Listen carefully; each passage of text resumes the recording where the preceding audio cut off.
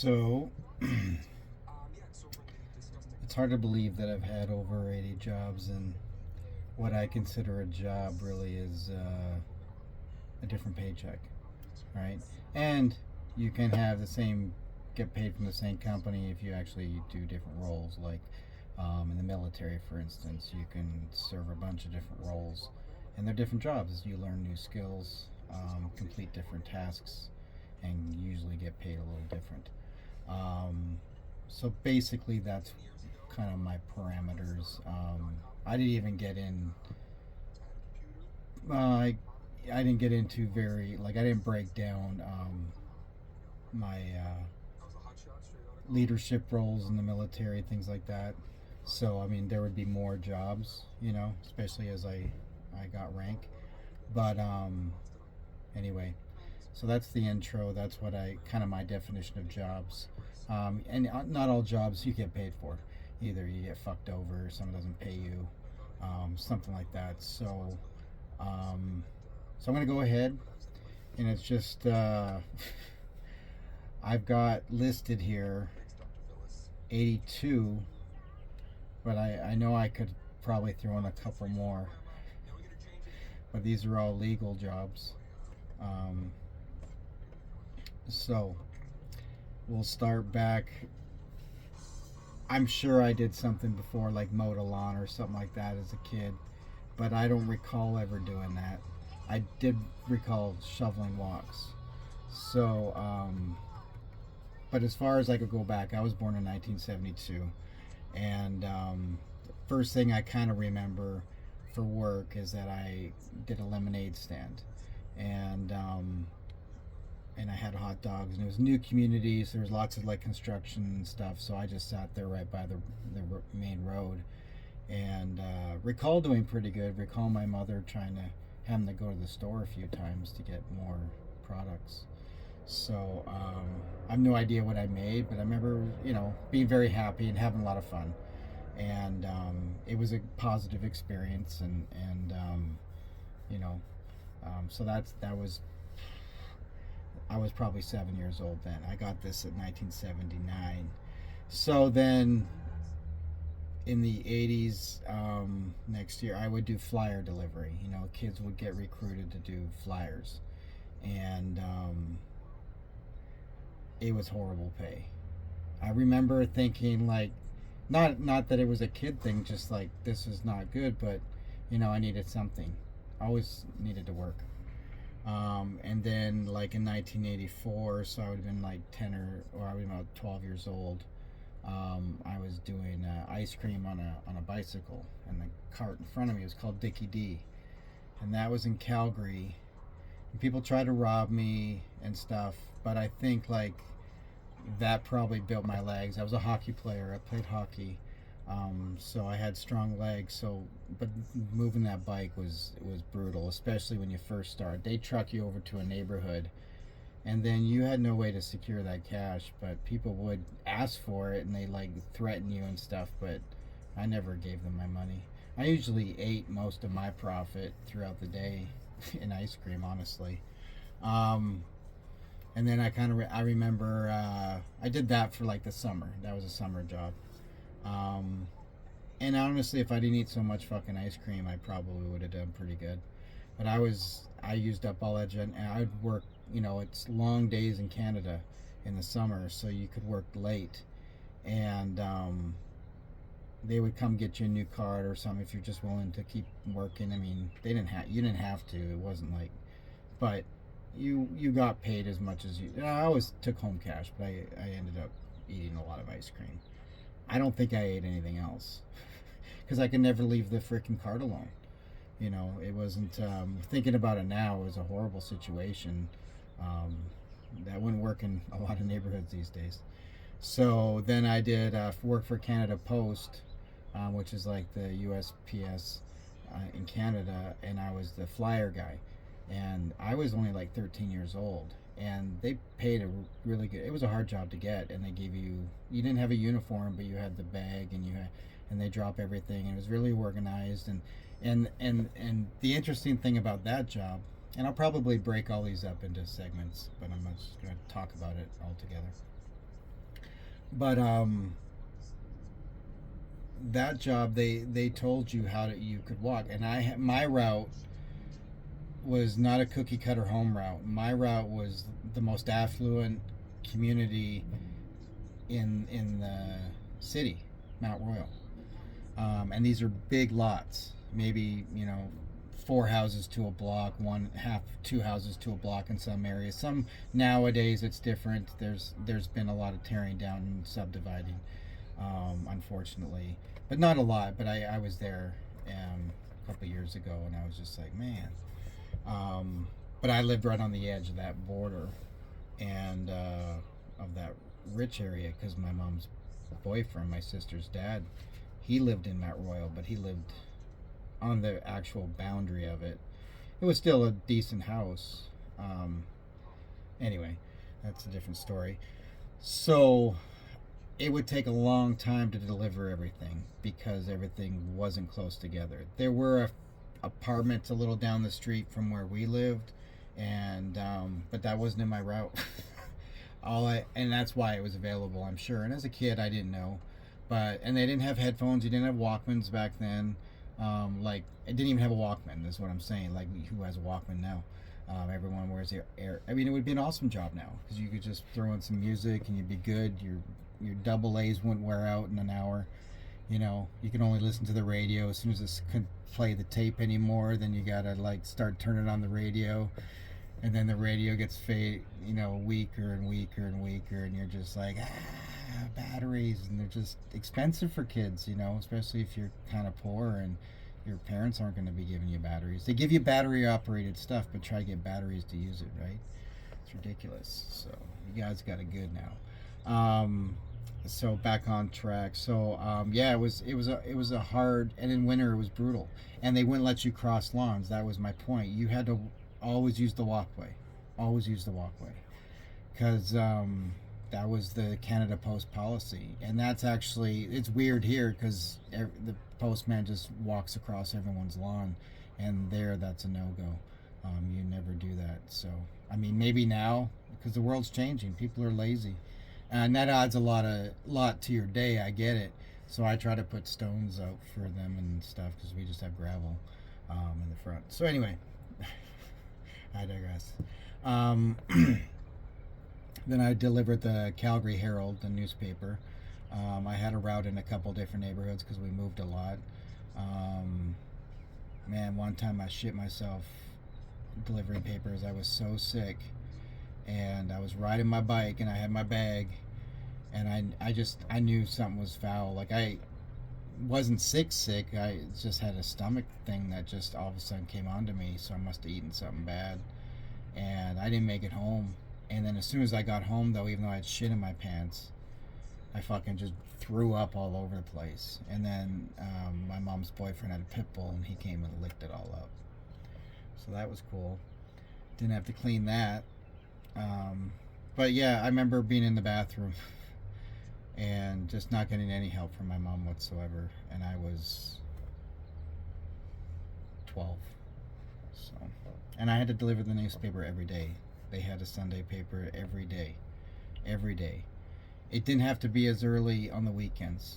I think you had till like 8, but in the weekdays you're supposed to deliver it by 6, and it was every day. And you had to go collect the money.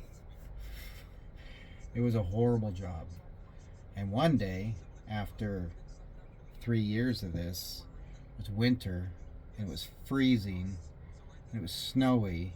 And my mom really wouldn't buy me what I needed. I just kind of acquired clothing, it seemed. I know she bought some things, but for instance, I'm out every day, 365 days a year.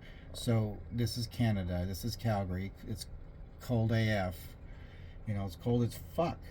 And then you got wind, and you get a Chinook, and every now and then it's nice, but then you're dealing with slush. You got to keep the papers dry. And in Canada, or in Calgary back then, and they probably don't do it now, but back then, you didn't just put it in a bag or wrap a band around it and throw it. You couldn't do that because we had such shitty weather. Everyone has a storm door. Basically, everyone has a storm door. And so you got to put it in between the house door and the storm door. So you got to walk up the steps, open the door, close it. Try not to slam it because it's before 6 a.m.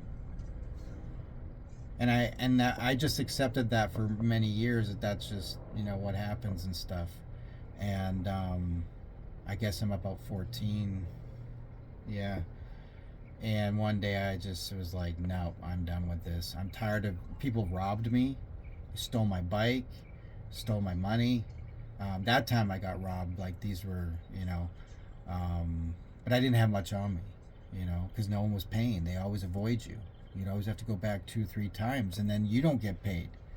And the paper wants their money. So if you're supposed to collect $800, I'm just using that number, and you only collect $500, well, you got to give them all that you got. You're not going to get paid until they get paid.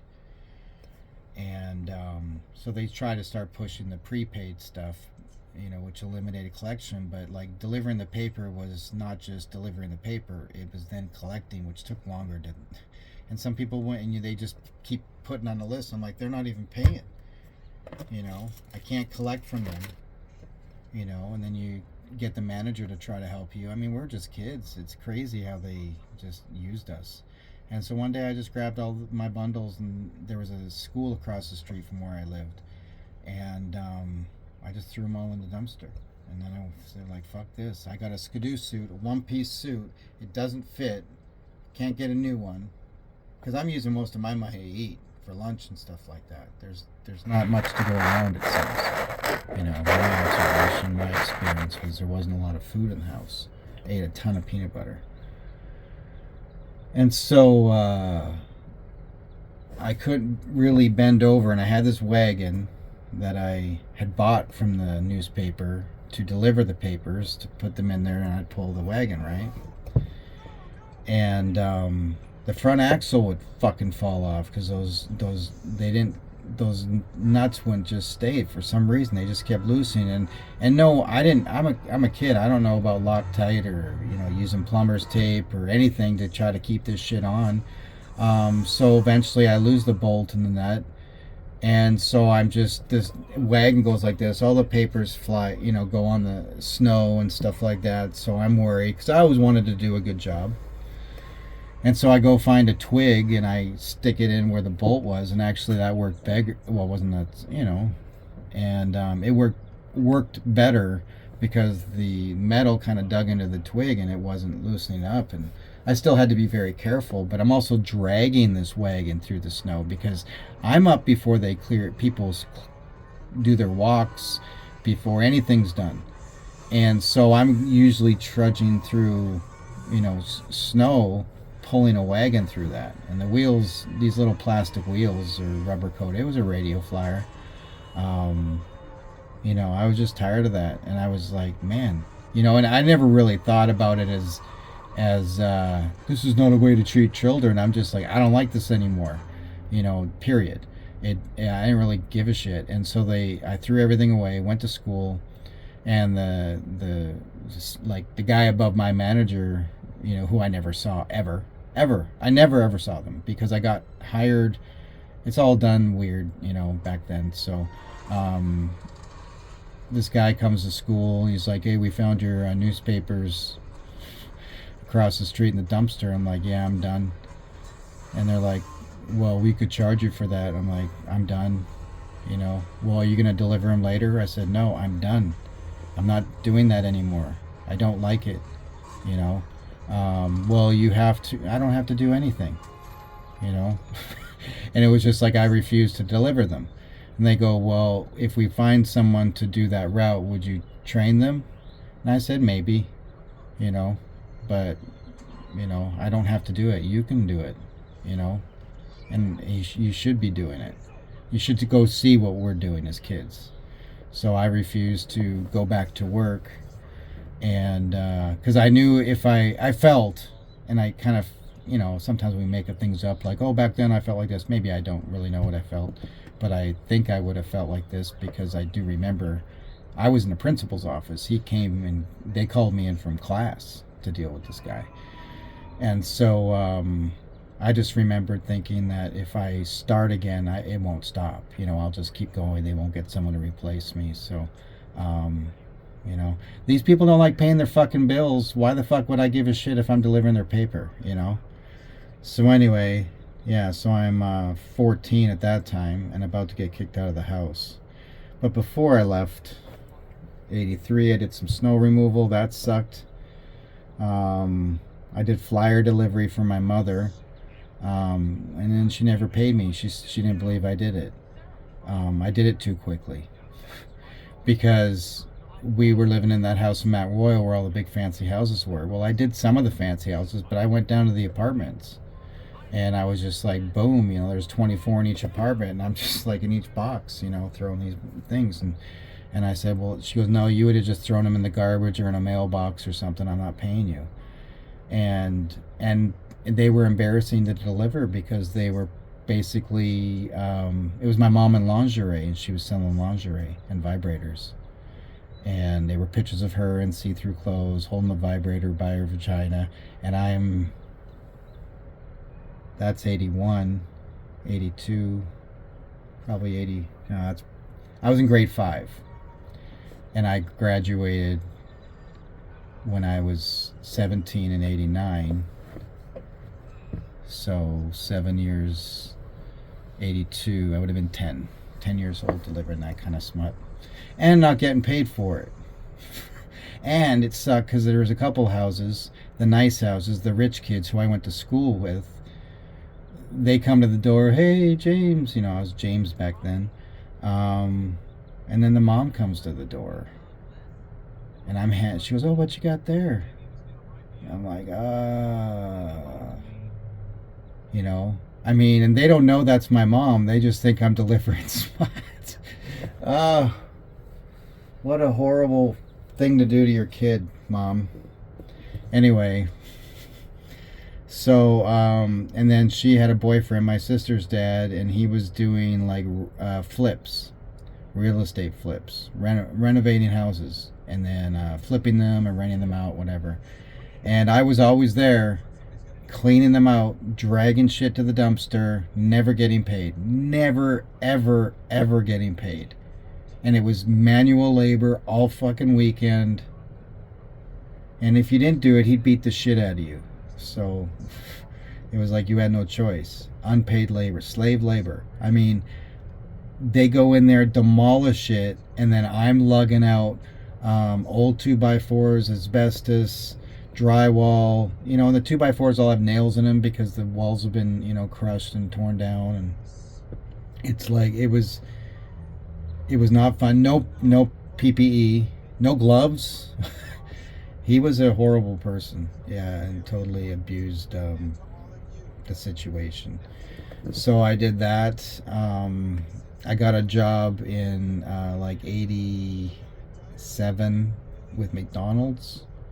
I was visiting my mom for the summer. She kicked me out the year before. Not long after I quit the newspaper. Maybe because I wasn't bringing any more money in or something. I don't know. But I was visiting her for the summer, and then I went and got a job at McDonald's. And back then, I don't know what it's like now, but you put all your information in the front, and on the back there's a test. And like, if a burger fell on the floor, what would you do? Would you contact the manager?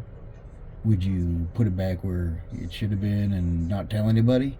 Or would you throw it away? Throw it away. So anyway, I got the job, but then I never went. And I was looking forward to working, having some cash. I think I was 16, so that would have been 86, right? So that would have been 86, not 87, maybe 87, maybe I was 17. Anyway, it was the first summer I was visiting my mom, and just checking my time, and I got the job, and everyone seemed nice, and it was McDonald's. It'd be kind of cool. Back then, I wouldn't want to work there now. Well, even if I was a kid, I wouldn't want to work there now. Depending where your community is, it's all dependent on that, actually. So, because it's who you work with. And my mom, I find out from her boyfriend, a different guy,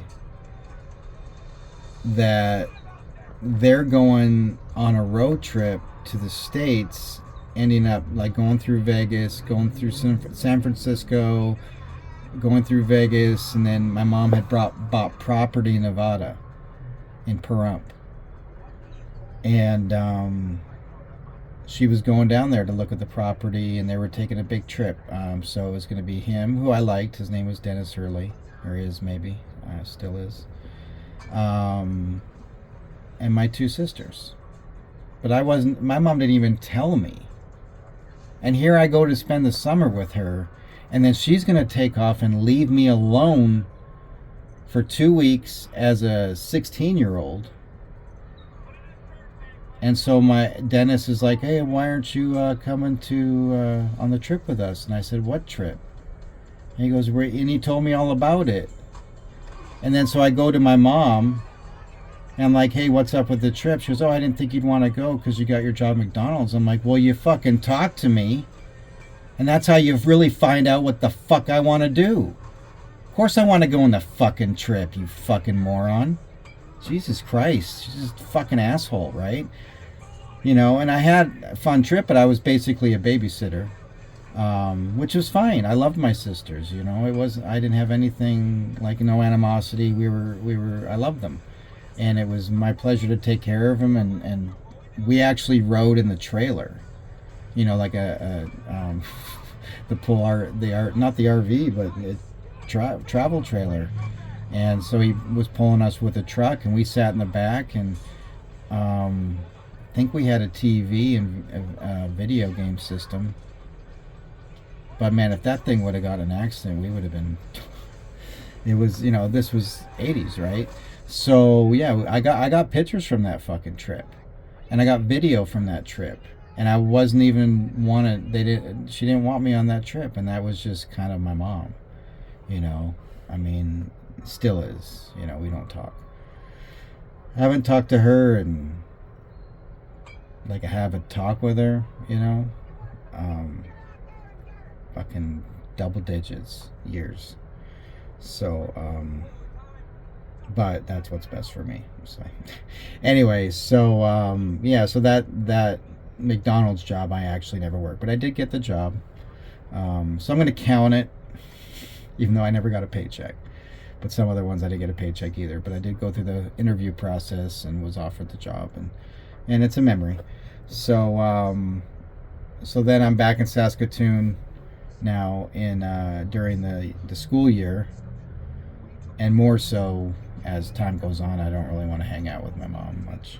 Maybe spend a week, but she's just was never that into me, I guess. So then my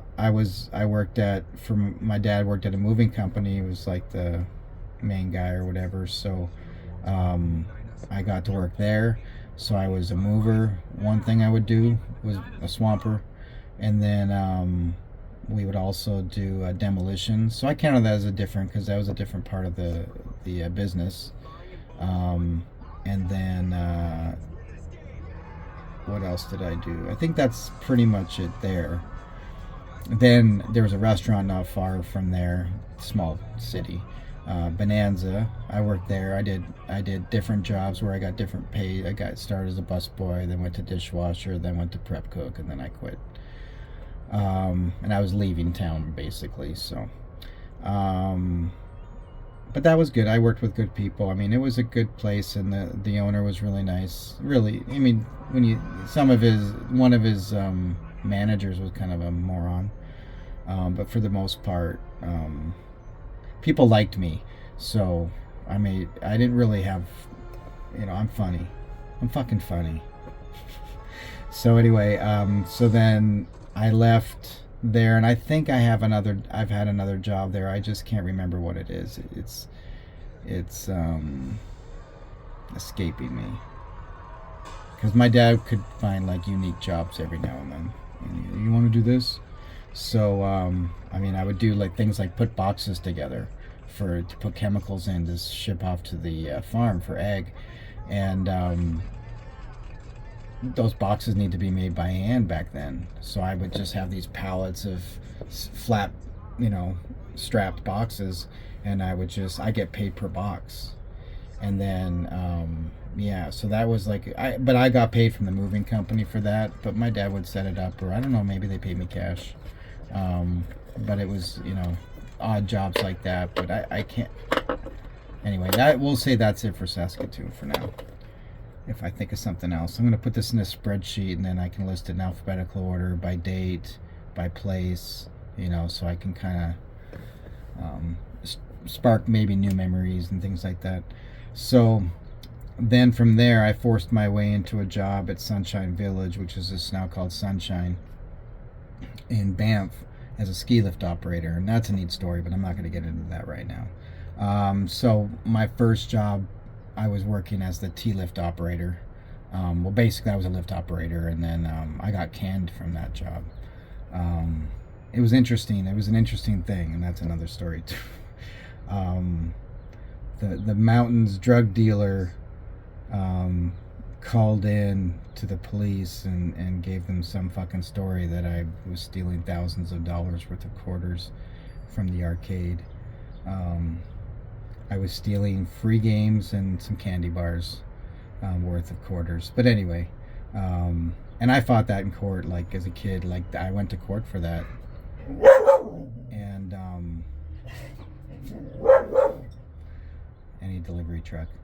And I remember them saying like, "Oh, because it's everything's more if you theft over 1,000, right?" So they were trying to really push it. And there's the vendor of the arcade games who have no idea. There's no video. There's no way to know how many whatever. And also the front panel of the video game, which was called Kiwi Craze. It's a really fun game. It was on the mountain.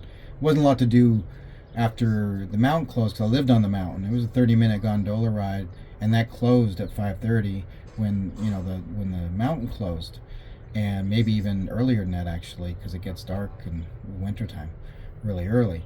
So you'd have your housing, which was a room you share with somebody. Then you'd have the staff cafeteria. Then you kind of have the common areas, and then there's like the lodge where guests stayed, and they had like a gift shop and restaurant and arcade and stuff like that. So I'd go and play the video games at the arcade, and that front panel on the game was like unhinged. It was unlocked, and so you could put your quarter in, and then you could just grab it and put it back in, grab it, put it back in. But it wasn't like I was the only person in the arcade, right? So I would go, and sometimes I would take quarters, and I'd go get a fucking Reese's. And in Canada, Reese's were sold in threes.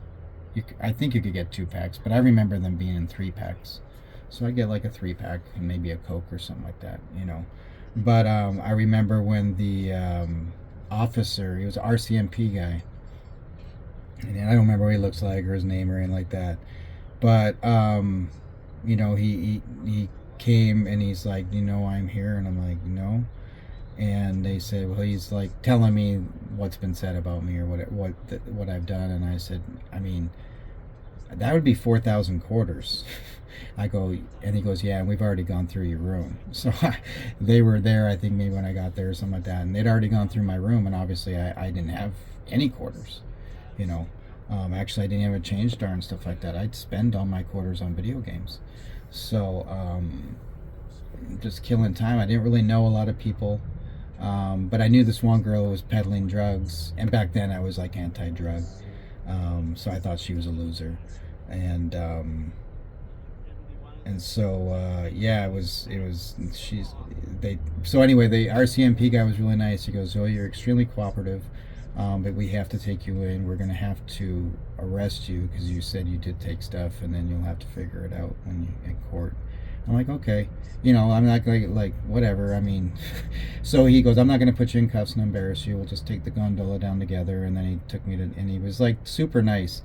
And I remember so then I went to court, and it's a small town, Banff. so like there's not a lot of officers there, so he's there all day kind of thing. It's not like you're gonna see an influx of officers and things like that, so it's just a few people back then anyway. And so I had seen him a few times throughout the process, and then after they let me go, I don't even think I got charged, honestly, because when they said, "Do you?" I said, "No, I didn't take that much." And in court, I was refusing to plead guilty to what they were accusing me of, and I wasn't about to say no, but I did this. I'm just saying I never took that. I didn't do that. And I said, "Prove it," you know. And they're like, the attorney on the crown or whatever on my behalf, was just telling me to just plead guilty. I said, I'm not going to plead guilty. Don't tell me to plead guilty. I'm not fucking guilty. Fuck you, And I didn't talk like that, but I remember the judge did tell me to calm down, because I was just like, yeah, but they're telling me to say things I didn't do. And I was like, that's a lot of quarters, like I mentioned it and stuff, so they just let it go. And I didn't have a record or anything. They just wasted my fucking time. And because that bitch. So the only thing that happened to me was I was trespassed from the mountain. So when I was leaving, they take me back to the jail, and I think I needed my shoelaces or something. I don't know what it was. And then my bag, I had all my stuff, and they put it in a locker for me. I only had like a hockey bag full of stuff. That's all I had. That was everything that I owned was in a hockey bag. And Jesus Christ, it's just, I didn't have anybody really. I had my grandmother, but she couldn't be with me, And just thinking of that kid doing it, though, I wasn't afraid. It's crazy. I just wish somebody would have just taken me by the shoulder, though, and that's why here now I'm talking about 80 plus jobs, because I still am, I'm wired weird. So anyway, I remember he gave me some food, and I just remember him being really nice, and I think he was really impressed with my demeanor. And could tell that I wasn't like a fuck up. I was 17. Maybe I just turned 18. I turned 18 when I was on the hill. Graduated when I was 17, left town. Anyway, who knew that would happen? I think I'll take a break.